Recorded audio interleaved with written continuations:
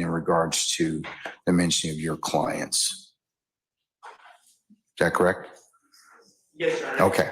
Just for the record, it's my objection and my basis for the mistrial is both constitutional Fifth Amendment right to remain silent, which You're talking about pre-arrest silence? well, I was going to get to that. There's the constitutional right to remain silent, but also the statutory Georgia Constitutional pre-arrest, yeah, privilege? Okay. well, also the pre-arrest silence, All right. statutory.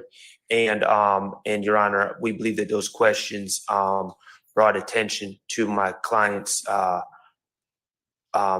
my client exercising those rights, and it was an inappropriate question, and we moved for a mistrial based on the comment on my client's silence. All right. Ms. Hilton, do you wish to respond to that? And then I'll move on to Mr. Matthews. I can, you go to individually, Your Honor? Yeah. Yeah. As relates to Mr. Stillwell, at the time that I'm questioning Mr. Copeland. Mr. Copeland, at the time of January 11, 2015, at that time, Mr. Stillwell was not a suspect in this case, so would not be counted as a pre-arrest silence. Additionally, looking at Dinkins v. State. Repeat that last thing. Is it Dinkins, you said, v. State? Dinkins v. State, which is 295 Georgia App 289, which is a 2008 case. A prosecutor does not impermissibly comment on pre-arrest silence merely by showing that the accused demeanor and conduct during and after the crime, but before an agent of the state questions him and before he knows he's being investigated, were inconsistent with a defense such as coercion or justification. All right. Well, the jurors don't know when my client became a suspect or not. So, Right. I mean, the effect on the jurors, I don't really see how that's relevant. Okay, well, Cannot further, again, Your Honor, the state's position is we weren't commenting on any of the defendant's sides, but again, to show that Mr. Copeland's demeanor now in court before the. That is so irrelevant. It's completely irrelevant because there are tons and tons and tons of people who change the testimony from an interview specifically 10 years ago to present day because they simply can't remember. That does not give the right to violate the pre-arrest silence. What Mr. Shard says. These individuals versus when he was by himself in a interview room solely with the detective, that his answers are much different. And so that is the state's purpose and reason for talking about who was present.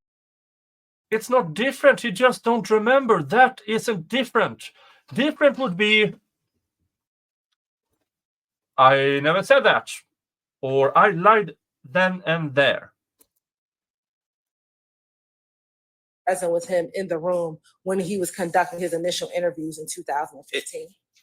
In Your Honor, just to respond to that argument, what undermines that argument is my client wasn't present yesterday when Mr. Copeland made it clear to the what do you mean he was in the courtroom here, right? But no, he wasn't present yesterday in some side room somewhere where several investigators from the DA's office and multiple prosecutors were all in a room talking to Mr. Copeland while he was a sworn witness in this case. And he let the state know that what I said in prior statements were lies. And you were disclosed those particular I was disclosed those okay, I just want to make sure. Okay, last night. Okay. But before he testified this morning, correct? Yeah, last night. Okay.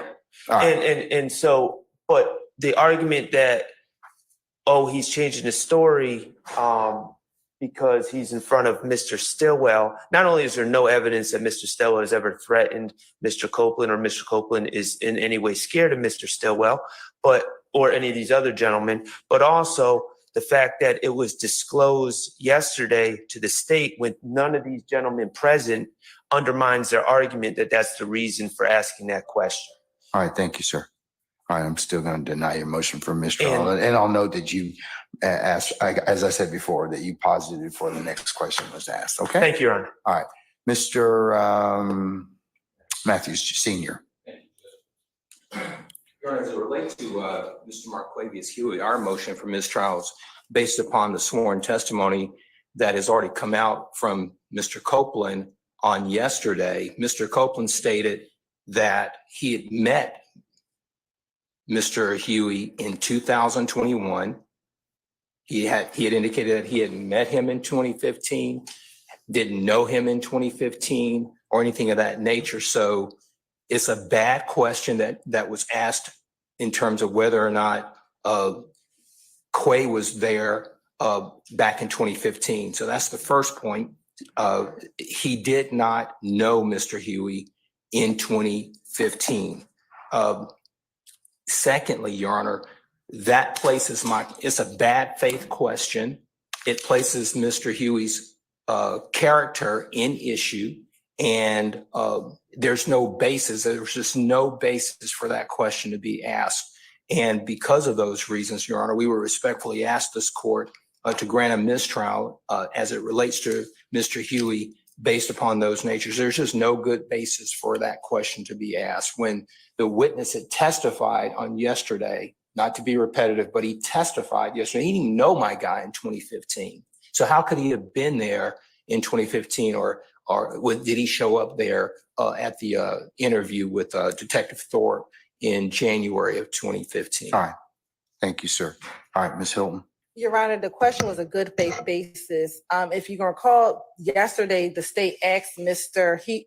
Copeland if he knew a number of these defendants. And so what the state did in order to perfect what occurred is asked about every single defendant that Mr. Copeland said he knew in this courtroom, regardless of time, so that the jurors knew that none of these individuals were present with him at the time. Now, if Mr. Matthews wants to argue at closing argument that was the state shouldn't have asked that because Mr. Huey, he didn't know him, then that's a question for argument, so but not a stupid. question for a mistrial, Your Honor. All right. I'm gonna overrule your objection, Mr. Matthews, and I'll also note on your behalf, on your client's behalf, Mr. Huey, that you have paused the next question before, made another motion before we paused the next question. And All right. one more thing, just to add to the record, Your Honor. And while I knew that the answer was no, the jury did not. And so we had to pose that question. And there's the one additional thing I want to put on the record. That is a blatant lie, because they have been told he didn't meet Mr. Huey in 2015.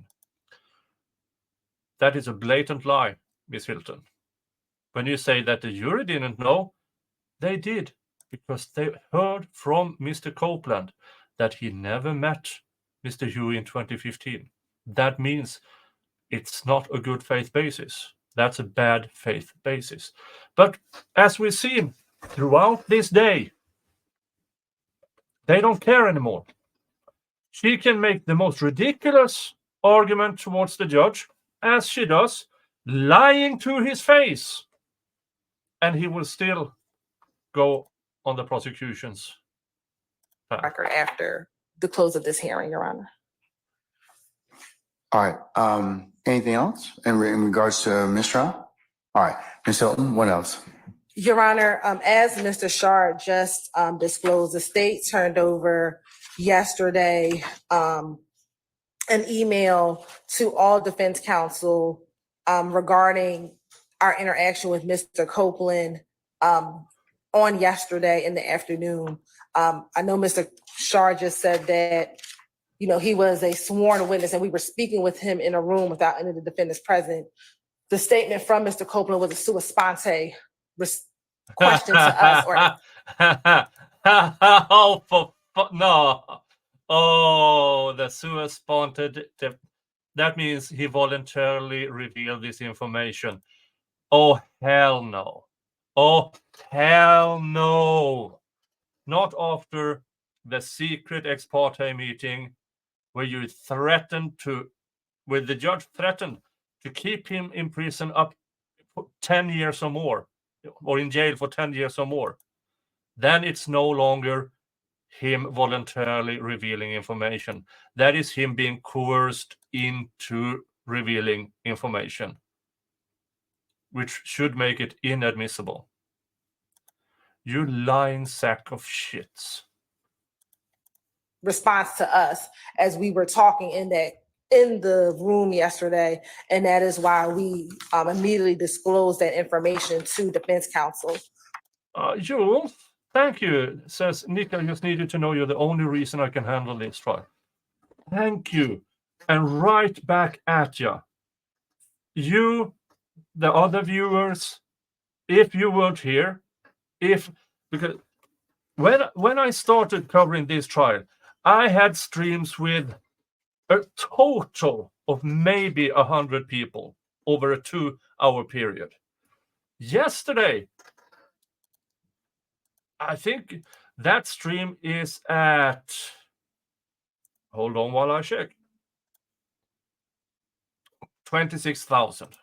And now today, a little slower because yesterday was huge news. And I understand the numbers for huge news. Now we're back, but we are still at between 50, with replay crew and everything, this stream will reach 1,500, 2,000 views. And that is amazing. And that is all thanks to you because you keep showing up, validating me and my content and my spicy words. So thank you right back. Thank you right back. But in addition to what we disclosed yesterday, Your Honor, the state also disclosed on Thursday, June 6th, as well as on Monday, June 10th, some additional information that Mr. Copeland has disclosed to us over the last few days. And so we have a copy of that email. We want to put it in the record, Your Honor. And we're going to mark it 3-4. Oh, this is damage control. Now they are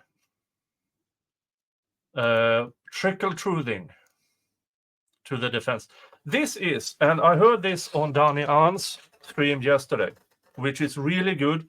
I also saw it on the Twitters. Judge Glanville and the prosecution are acting like cheaters, like adulterers who's been caught. It's not, oh, damn, I did wrong. It's, how did you find out? And then it's damage control and trickle-truthing and gaslighting. These people, the prosecution and Judge Glanville, are behaving like adulterers who got caught. And I completely agree. I completely agree. This is so bad. 100 Yankee. All right. Okay. All right, councils, enjoy. Sorry. I would like the court to look into the appropriateness. Mr. Copeland, to my observations around your courtroom, outside your courtroom on breaks, is surrounded by several members of law enforcement with the district attorney's office and prosecutors, potentially other persons. I don't know why a sitting witness under oath is in a room with prosecutors during breaks, mornings, afternoons. It's totally inappropriate. There are people who are in your court's door. There's a double door where the court sits to its right that aligns with the witness chair. And I noticed people standing there in law enforcement while Mr. Copeland is testifying. He's making eye contact with them. I don't know if they're his brother. My point to you is this: what gives anybody the right to surround a witness? He's not in custody, and bring a witness. I'm sure Mr. Copeland didn't say to the prosecutors, I don't know this, Your Honor. So if you think I'm wrong, then just strike it from your memory. But I'm sure he didn't say, hey, you guys want to hang out in this room a little while? So I believe that he is being led on a tether by the prosecutors, and it is coercion. It is inappropriate. And why would anybody not be recording everything he said? And why do I have to get it in drips and drabs? That's an excellent point. He's surrounded by prosecutors and law enforcement, and not one are recording his statements. Isn't that strange?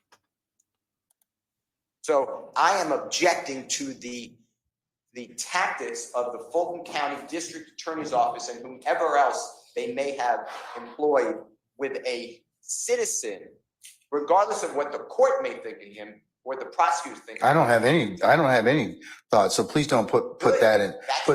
Please don't put that in the ether. Okay, but that's what you just said, sir. Ether is okay. Clear. The court wouldn't do it. I wouldn't do it either. So why is it happening? See, I have no interest other than I'm a referee. Well, you're the referee who spoke with the witness without my presence. So Mr. Steele, we're not gonna get into that right now. Well, okay? my point is, how is he being treated here? And why don't I have all this? And why is this going on? What an unfair trial for Mr. Williams. Think about it. If you were accused, Your Honor, and the judge met with this witness, with the prosecutor, and you sat next to me and Mr. Adams, you would say to us, what kind of case is this? Now he's being surrounded with all this law enforcement. My point is, Your Honor, we're going to object that this. I'm not going to be interrupted. Mr. Steele, hold on. No, but you're Mr. Steele? Mr. Steele? Yes, sir. What? Okay. I want to finish. I'm making a record for the court to understand. Well, Mr. Steele. I've never been interrupted in a court except for this one. You allow. Well, you know, but the challenge is in this point in time is that some of the things that you have said at certain points in time are not appropriate. It's not true. Okay, well, that's a Judge Glanville, you are not. We have seen trials with sovereign citizens. We have seen trials with absolute jackasses. And the judge sits there calmly, let them speak, and then explains why, where, when this is wrong. This judge is so inappropriate. And I've said it a lot of times. I will say it again. The only time from Monday going forward, Judge Glanville should be allowed inside the courtroom is if he is the defendant. That's the court's. The court is wrong. Well, you know, you have everybody has an opinion, and it can certainly be reviewed at the appropriate time. But finish up so you can go ahead and make your record. Interrupt anyone by a prosecutor or anyone. This is a record. This is important. Okay, but it's your allegation and assertion, sir. Okay, so. Well, we don't know that. We don't know whether or not they're true. What's going on? Every time Mr. Copeland comes in the courtroom or out of the courtroom, he's escorted by a DA's office investigator. You see that? This court is observant.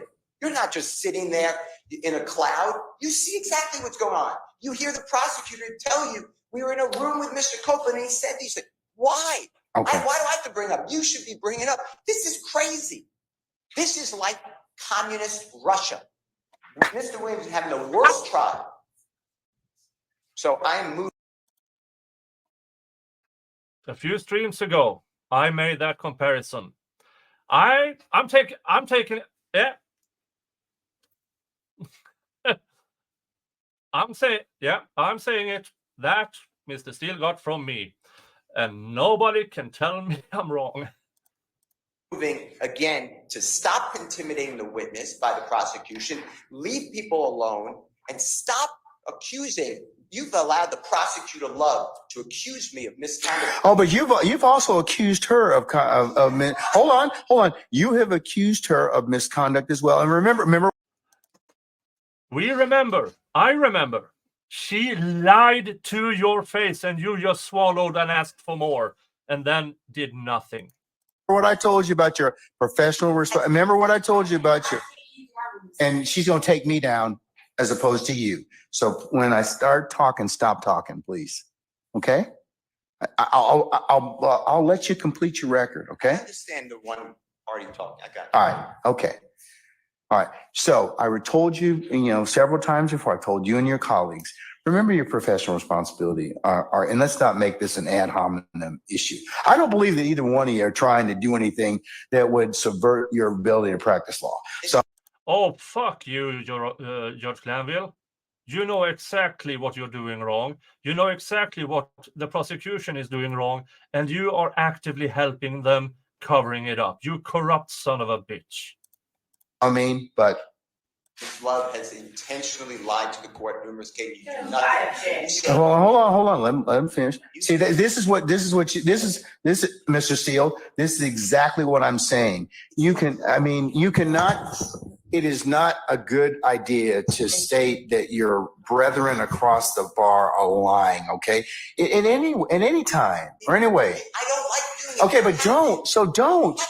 But don't because you don't because you don't have any proof. I know If you have proof of it, then if you have proof, there's a mechanism in law and under the rules for you to submit that question to the Office of General Counsel and for an investigation to occur. But please stop, both of you. I've told both of you earlier, stop making these ad hominem attacks toward one another. Okay? Everyone gets attacked. You say nothing. Well, okay, but I've said something. You're going back to stuff that's happened in the past. So while I'm trying to deal with things that are current, so I told you all most recently, as of about a week or so ago, to stop all this. Remember, I told you the world's watching you. They are. So please. The world is watching you, Judge Glanville. Your misconduct, your bias, the absolute fustercluck of a trial you're running. You are completely unfit for that position. We don't blame Mr. Steele. We blame you for allowing Miss Love, Miss Hilton, and the rest of the whatever gang to continue to lie to the court, to cheat. Misconduct. This is criminal activity you are allowing in your courtroom, Glanville. That is why the world is watching, because of your absolute incompetence. Please don't from this point on, do not accuse each other of anything. If you want to go ahead and do it, there's a proper way to do it, but don't bring it up in front of me. Okay? I'm just making a point that this has been going on and it's abusive. That is my point. That's your assertion, sir, as a lawyer, okay? And maybe your frustration with everything. Like I told you, this trial's gone a long time. There's a lot. Oh, you absolute fucktwat. Now this, folks, this is gaslighting. What you're seeing here is proper gaslighting. Now he's blaming Mr. Steele. He is the one being abused by the prosecution and by Glanville. He is the victim of abuse here. And you, the abusers, are blaming him. You are saying, oh, it's the stress, oh, it's the long trial, or it's this. That is gaslighting. Judge Glanville, I pity the people around you if that is how you behave at home. There's a lot of wear and tear, but everybody's got to rise above and be a professional advocate. That's what the system demands of you. I'm not worn or torn. I am here to tell the court that from a objective, casual observer, could see what's going on here. It's inappropriate. Okay. At the end of the day, I understand your concern that you have now shared with the court. Okay. All right. State, do you want to respond? Your Honor, I just ask that the court strike the portions of Mr. Steele's whatever that was to the court regarding. You do not have the right. That was Mr. Steele making statements to the record. You do not. Jesus Christ. Ladies and gentlemen, Satan's whore, soulless Miss Love, with a hole so empty, she has an echo inside where her soul should be. And now she is there to continue the abuse, gaslighting, We all see what's going on. Yes, paradox true. We all see what's going on. This is insane. Regarding personal and ad hominem attacks on members of the state's team, Ms. Hilton will address the merits of the initial argument that Mr. Steele made. But as to personal attacks on members of the state's team, we'd ask that assertions that specific people Yeah, I can kiss the monetization of this stream goodbye. have lied. That is disrespectful. That is unprofessional. And not one time has any such statement been made by any member of this team about anyone else. In Oh, I think, Ms. Love, in the past, you've made some I statements. have never about said me. anyone lied. You made some statements about Mr. Steele and Your about, Honor. well, just let me finish. I'm not done. All right. And about several others of your colleagues. I mean, and it may have been the heat of discussion and everything else. Like I said earlier, there's enough blame to go around for everybody. All right. So, but no, there isn't. There's just enough blame to put on you, Judge Glanville, for conducting this absolute clusterfuck, to Ms. Love for her absolute corrupt being, and for the rest of the prosecution team. There isn't enough blame towards the defense. They are zealously defending their clients against a corrupt court. can we kind of stop that and draw things kind of forward? I've had 2 or 3 conversations with everyone about their obligations as professional advocates under the rules, okay? And that while the court certainly agrees that ad hominem attacks are not, they don't make anybody look any good. They really don't. I mean, but I'm just saying I acknowledge that. I acknowledge what's been gone on in the past. So, and I ask that you all reflect upon that because, you know, like I said, you can't say some of the stuff that people say to one another can't be taken back. They just can't. So, and it shouldn't. From the defense towards you, Judge Glanville, you corrupt son of a bitch, through soulless Satan's whore, Miss Love. I don't want to. I could walk into that courtroom at this very moment and call Miss Love a soulless whore. I could call Mr. Glanville a corrupt judge to his face. No, I'm not. My monetization is not green. And that's just something that the court would just have you reflect upon. Thank you, Both Judge. sides, okay? And we just ask again that statements like Miss Love lied be stricken from the record. Those are You did lie, provably. You went up to the judge and lied about the contents of a video in order for him to take a second look at it. You know you lied. personal attacks. There's none been made, at least not this day. I'm not gonna consider your ad hominem attacks. Either one is, okay? Thank you. Or anybody's, all right? Okay. All right, madam. Yeah, Ms. Your Honor, Hilton. regarding Mr. Why are you surrounding a sworn-in witness with law enforcement and prosecutors? Steele's assertions of our interactions with Mr. Copeland, we have not treated Mr. Copeland any different than we would treat any of our other witnesses. That's not a defense. That only shows that you are actually intimidating all your witnesses, not just this one. In the state of Georgia, he is our witness. If he wants to be around us, he can. If he chooses not to, he doesn't have to be. The fact that he's saying we are coercing Mr. Copeland to speak is clearly not true, given Mr. Copeland's testimony here today. If we were coercing him to speak, he would answer my questions and I would not have to sit here and go in the back and forth and struggle with him. So clearly we are not being influential on Mr. Copeland, given our interactions with him outside of the courtroom. So again, Your Honor, there's nothing inappropriate about the state's interactions with Mr. Copeland. He is the state's witness. We can't interact. We have not influenced any of his testimony, Your Honor. And so we ask that, I don't know if it was a motion, be denied that was what was being asked of the court.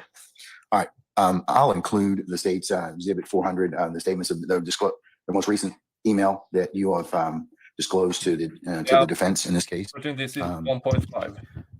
for purposes of the record. And I will also, to the extent that I don't think of Mr. Steele, let me just make sure. Are you again moving for mistrial, or did you make within your statement, did you ask the court for a mistrial? Yes, it's by totality of what I said. Yes. Okay, I'm going to deny that motion, and I will also note for the record that it was that same was positive for the next question. Okay. All right, Mr. Matthews, you eat up your lunch. Okay, so I just want to put on the record that based upon my vantage point in the courtroom, I have a unique place where I'm able to see the jury, I'm able to see the witness, and I'm also able to see the vestibule out here. And on yesterday, I just want to be clear that it's not only observed back here, but I have a unique place, and I observe a very large individual standing outside of that door, those two doors, staring at the witness during this testimony. I know it's a large individual too. There's plenty of large individuals. They're law enforcement, or we don't know, but I thought it was law enforcement. well, who is it? What's their name? Okay, well then we don't know it's law enforcement. But I have the same or better vantage. I have the same or better vantage than you do, and I certainly think that for reasons that we don't know, that law enforcement stand in that door for security posture, and that's the only reason that they're at that door. That doesn't give them the right to stare at the witness. I understand. Just putting on the record. Okay, well, when this is reviewed, and the court's going to look at what the court saw as well. So if you're thinking that there's intimidation or otherwise, I'm telling you, and I'm putting on the record for purposes of the record, that there are many law enforcement that sit in both doors of this courtroom for that reason and that reason only. And unless you can tell me who specifically was standing out there, as you say, and Mr. Steele said, looking at our witness, Mr. Copeland, then I don't see that. Okay. Thank you, sir. Thank you, Bill. All right. Briefly, Your Honor, since no one wants to go to lunch with me, I saw the same thing that Mr. Matthews saw yesterday, the large individual. How did you see him? Your back's to the door. Are you questioning whether I saw him or not? I'm asking how you saw it. I picked him around and saw him. Okay. Because- All right. And because that we've seen people outside that door for 18 months, Your Honor. This person yesterday was glaring through that glass for at least 10 to 15 minutes that I noticed, boring a hole into the witness. So I just want to add that is what I saw.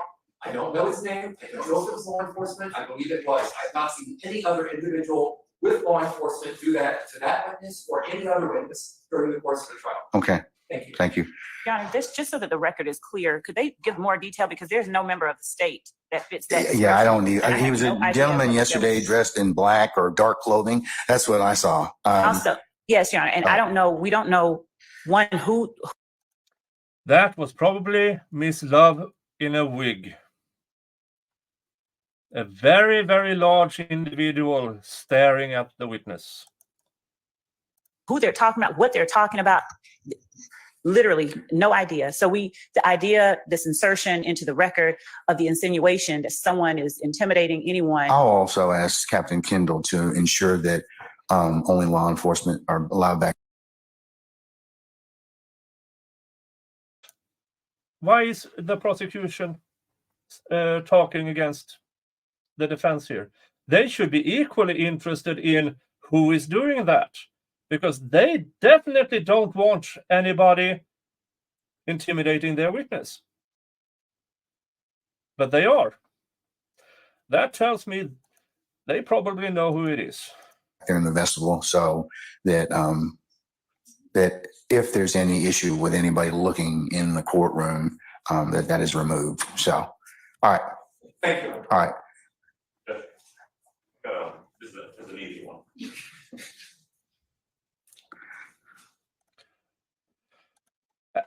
And it can't be me because I'm not there yet. And I certainly wouldn't stare through the window. I would try to take a seat in the courtroom and keeping notes.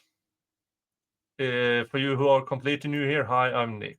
I'm the Nick on LawTube that currently doesn't face any charges. And I'm just under 6'4", and around 270 pounds. I'm considered, by most countries' standard, a large man. I don't know whether this is something the court can give instruction in regards to, other folks can just take notice of it. We've had some discussions before about the configuration of the courtroom.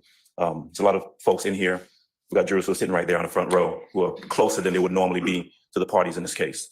I've noticed over the course of the last number of weeks and months, quite frankly, and I'd like the court to either remind the state, or maybe they, because it could be inadvertent, but maybe they can take note themselves of the fact that sometimes their facial expressions, their reactions, their statements to each other, their conversations to each other are done so close in the presence of the jury that it can't help but impact the jury. There was one time last week where Ms. Hilton was attempting to introduce a document and there was some frustration because there's an objection, and Ms. Love reached over and says, and I could hear it from over there, just show them the original, just show them the original. And you know, those type of conversations and you know, when someone's upset with a ruling and roll their eyes or makes a facial expression or throws up their hands in front of the jury, 2 or 3 feet away from the jury, can't help but impact the jury. And so if the court needs to just remind the parties that that we've got a jury that can be impacted and they need to be a little bit more circumspect, they can do that. Or perhaps my colleagues across the aisle can take note of that themselves and act accordingly. All right, sir. Yeah, there's not a lot of room, and I wish you'd have brought this up earlier, but I certainly agree with that. I'd advise all counsel to just be mindful of their